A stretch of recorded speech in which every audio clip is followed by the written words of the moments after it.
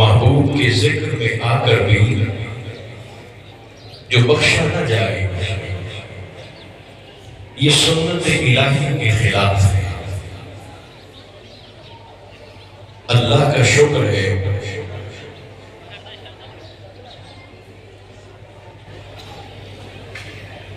نسبت ہماری کامل ہے۔ جناب یوسف علیہ السلام کی اتر شفا کی تاثیر سود کی وجہ سے نہ تھی، بنت کی وجہ سے نہ تھی، کپڑے کی خاصیت کی وجہ سے نہ تھی، نسبت یوسف کے سبب سے تھی۔ مولانا روم نے ایک خوبصورت مثال دی اسے نسبت کو سمجھانے کے لیے۔ آپ فرماتے ہیں کہ ایک گائے نے یا بکری نے دودھ دیا اور دودھ چل پڑا۔ فرماتے ہیں راستے میں اس کی ملاقات ہو گئی پانی کے ساتھ۔ پانی نے دودھ کی زیارت کی اور پانی دودھ سے مخاطب ہو کر کہنے لگا کہ حضور آپ قیمتی ہیں، میری تو قیمت کوئی نہیں، آپ لجپال ہیں،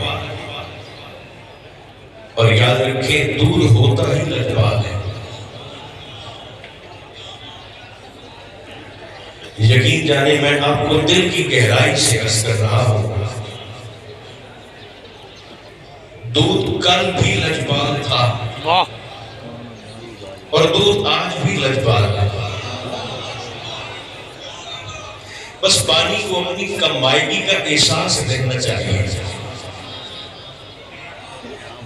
ہاتھ جوڑ کر پانی نے عرض کیا حضور آپ قیمتی ہیں، میرا تو خریدار کوئی نہیں، اگر آپ مجھے اپنے ساتھ شامل فرما لیں، بلکہ یوں کہوں پانی نے عرض کیا حضور اگر آپ مجھے اپنے جیسا بنا دیں، اگر آپ مجھ پر اپنی نگاہ ڈال دیں تو بازار میں جس قیمت پر آپ بکیں گے میں بھی اسی قیمت پہ بک جاؤں گا۔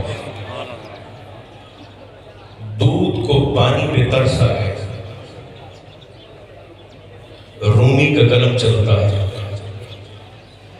اس نے پانی کو اپنے ساتھ شامل بھی کر لیا اور صرف شامل نہ کیا، اس نے پانی پہ اپنا رنگ بھی چڑھا دیا، پانی کی بے رنگی کو ختم کر دیا، اپنے جیسا بنا دیا، اور اپنے جیسا بنا کر جب بازار میں لایا تو جس قیمت پر دودھ بکا اسی بھاؤ پہ پانی بھی لے گئے۔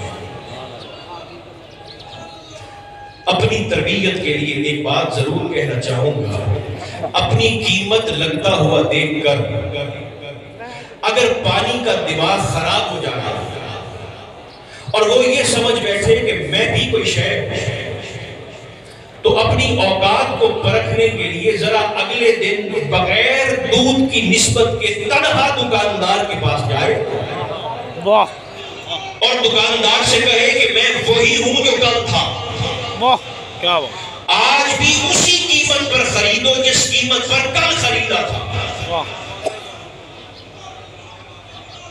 دکاندار نے اتنی شدت سے دھتکارا کہ پانی شرم سے پانی ہو گیا۔ اگر پانی حیا والا ہے، خدا جانے آپ پانی کس کو سمجھ رہے ہیں اور دودھ کس کو سمجھ رہے ہیں، اگر پانی حیا والا ہے وہ نسبت کو نہ چھوڑے کہ قیمت اس کی نہیں ہے، قیمت اس کی ہے جس نے اسے اپنے ساتھ شامل کیا اور ملایا، جس نے اس پر اپنا رنگ چڑھایا۔ دکاندار نے کیا خوبصورت انداز ہے رومی کا نسبت کو سمجھانے کا۔ دکاندار نے دودھ کو برتن میں ڈالا اور آگ پہ چڑھا دیا، نیچے سے اس نے آگ کا شعلہ جلا دیا۔ جب چولہا جلا